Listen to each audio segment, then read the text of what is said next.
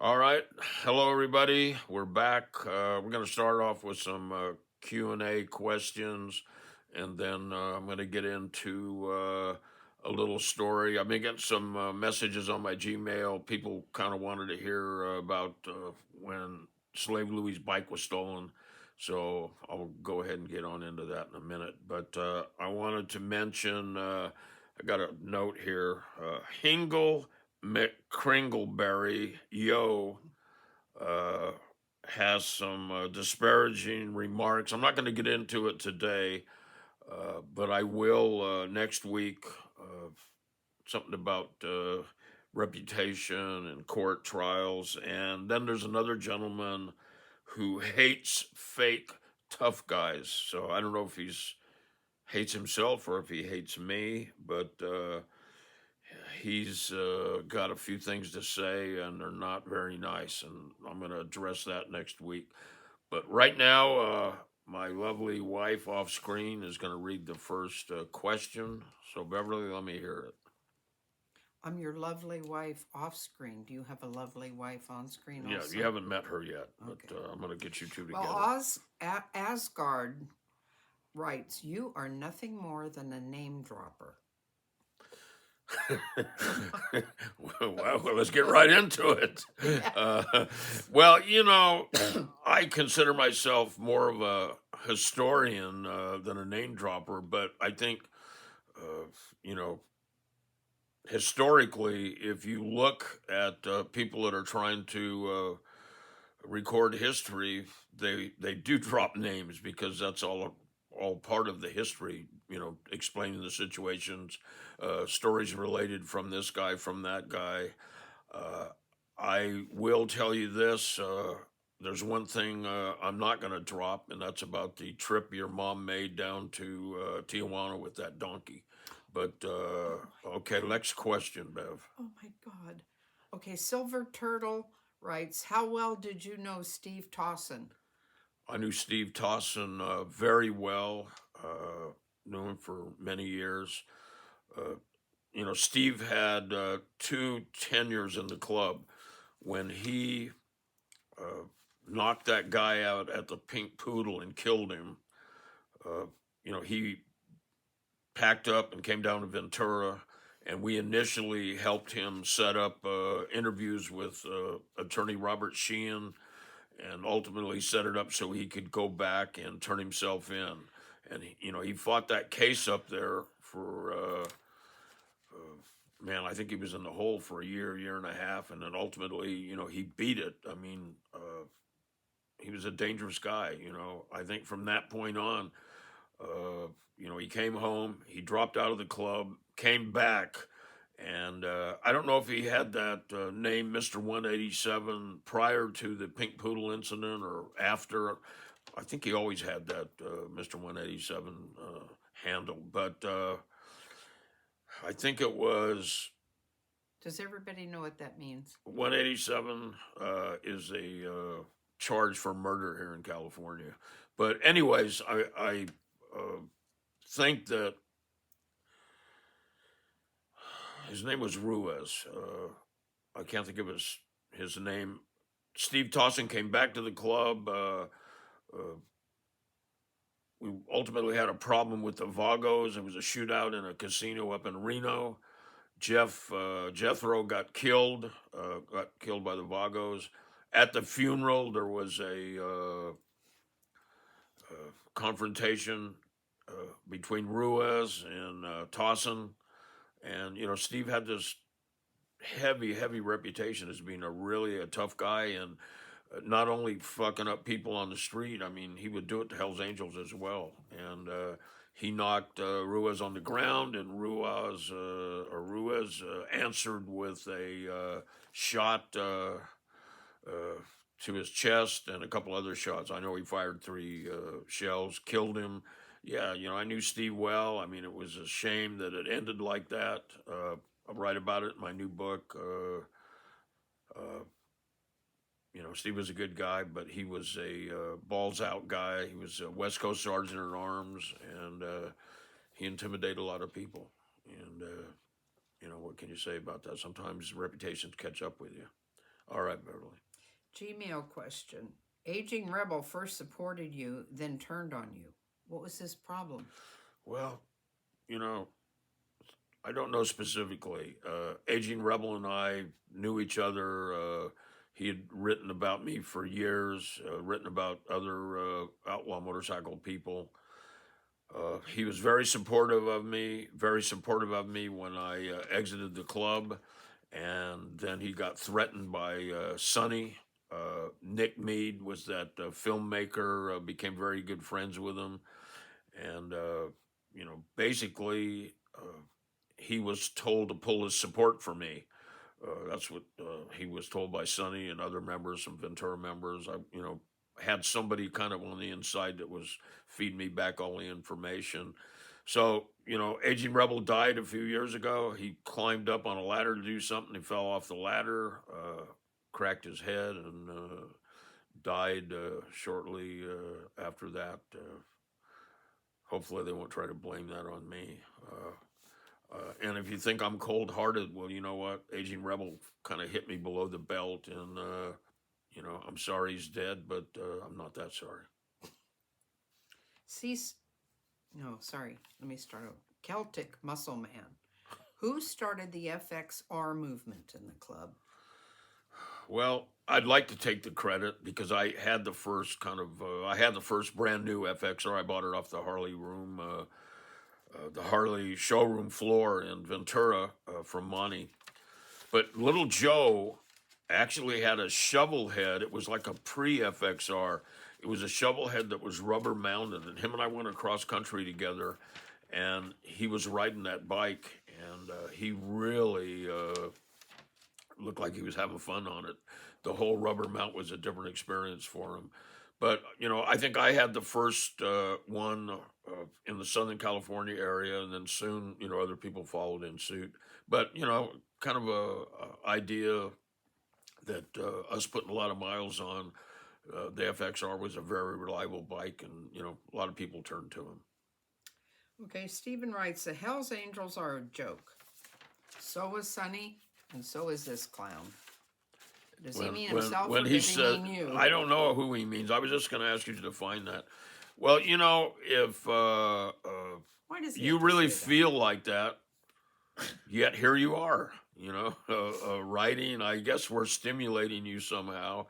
And, if we can add to your lifespan by making something exciting happen in your life, here I am to accommodate you. So we'll see you again in the future with more of your derogatory statements. I'm not even going to talk about your mom. Okay, Dave's HVAC. What's your worst wreck?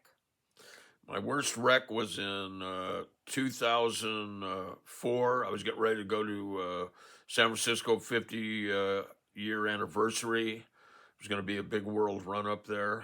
And I had everything lined out, dialed and dialed in. And I decided to take one more ride up to Santa Barbara, catch the sunset. And then usually there's a wind that blows on the way back in the evenings that blow right on your back, and just sail back into Ventura. And on my way up, right near Montecito, a guy changed lanes and hit my front brake caliper and went over the handlebars. I wound up with a bleed on my brain. Had two, obviously a concussion. Had both hips ultimately replaced. It took me a year and a half to recover from that accident. But, I got back up and got on it and still riding today. Okay, Philantalon wrote, did you ever interact with Sweet William from Altamont? Well, I did. I knew who Sweet William was, one of the legends up in the Bay Area. When Sweet William and I were interacting, if that's what you want to call it, was after he'd been shot. He was riding a trike at the time. I'm laughing. I shouldn't laugh, but the last time I saw him was at the Richmond Clubhouse, and him and the animal were fighting over Sweet William had put out a book of poetry, if you will. He was, quite the guy, and put out a book of poetry. Animal didn't like it. Him and Animal were arguing, and you know, you don't tell Animal to get fucked. Ask Marty Ballin from the Jefferson Airplane. But Sweet William told Animal to get fucked if he didn't like it, and Animal hit him, but he didn't hit him very hard. But Sweet William still went down, helped him up, and I think he'd had enough. And after that, I didn't see him anymore. I used to fuck with Animal every once in a while and say, "You fucker, you're responsible for Sweet William leaving." But he took it in stride. But that's the last time I saw Sweet William. Hell of a guy. If you want to see him in his prime, get the Altamont video. What the hell's the name of that video, Beverly? Can't think of the names. Our old age is both, setting in. Give Me Shelter, that's what it was. And it's a great video, talk about Animal knocking out Marty Ballin, and Grace is like whining and crying a little bit, and then Sweet William Mandy jumps on the microphone and just lets Grace have it and tells the audience basically to fuck off and quit running into the bikes. But he's looking pretty good there, so check out Give Me Shelter. Okay, John Ralston writes, this ought to be good. Sonny's fighting skills. Next question. Sonny's fighting skill. Next question. Very limited. I saw him fight Little Joe one time, and over a 50-year period, right? Yeah, that was Little Joe. He kicked Little Joe. Little Joe kicked him back.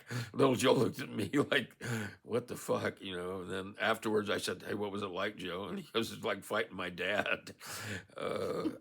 So Sonny was not a skilled fighter, and I didn't see Sonny in many scrapes. I'm not talking shit. I'm just telling you how I see it, Okay, Playing Rag. Please address Vegas guy's accusations. That's that idiot in Vegas. Beverly speaks. Okay, it's clear you broke the angel code. Well, what's his name? Idiot from Vegas.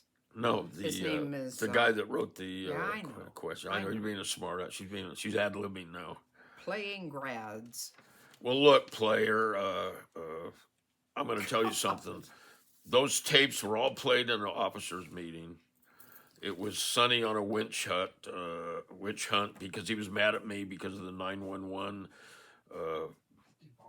the whole mess with the 911 call. And I really get into it really in depth in my new book, Crossing the Rubicon. There's an article, if you can find it, it's by Phoenix Magazine, and it talks about the 911 call. Talks about his ex-wife as a paid informant for the FBI. I think she was getting $1,000 a week. Talks about Hoover's murder. But it really talks about the unraveling of the 911 tapes and Sonny and whatnot. That was a payback for me. They played the tapes, me trying to get our club property back. It was 3 bikes and some other stuff. And, if you think I breached the Hells Angels code, you don't know much about the Hells Angels, because Hells Angel leaders, there are times when they get put in positions when they have to negotiate with cops, they have to talk to cops. You go to towns, you wind up talking to the head of the task force that's watching for any laws broken by the Hells Angels and whatnot. So, if you think I broke the code, I'd like to ask you, I don't remember seeing you at the meeting, so I guess that's it for you. And we're going to get into my lovely wife's making noise off screen. I'm having to give her a dirty look because I warned her about that prior. So what do you guys, let's take a vote. What should I do? No, I'm just joking, man. Taking her to the desert. I'm not taking my own home. That's a whole different story. So, in the late 70s, Slave Lewie had his knucklehead, his yellow knucklehead stolen. And a lot of you have been asking me about it, and I'm just going to kind of review it. Told the story I think before, but it's a cool story. It's always fun to tell. It was a really cool bike. Easy Riders did a big layout in it, and front page cover deal, and then it had the center spread. And I'll tell you, it was a big deal. Us as Hell's Angels at the time were absolutely shocked that the slaves would even allow something like this done, because the slaves were very low key about publicity. And a lot of people were shocked that they even did it, but we were happy they did it because the slaves had that coming. Even before I became a Hell's Angel, I had a very close relationship with the Saint and Slaves through my friendship with the question marks. And I don't want people to get the wrong idea now, because I'm not condoning bike theft. But back in the day, it happened, and it was almost like a sport. People would steal bikes from each other.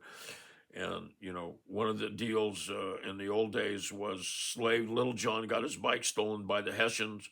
It wound up in Ventura. We had a big confrontation at the Senator's Palace. That's where Dick Woods, leader of the and charter member of the question marks, got stabbed and partially paralyzed.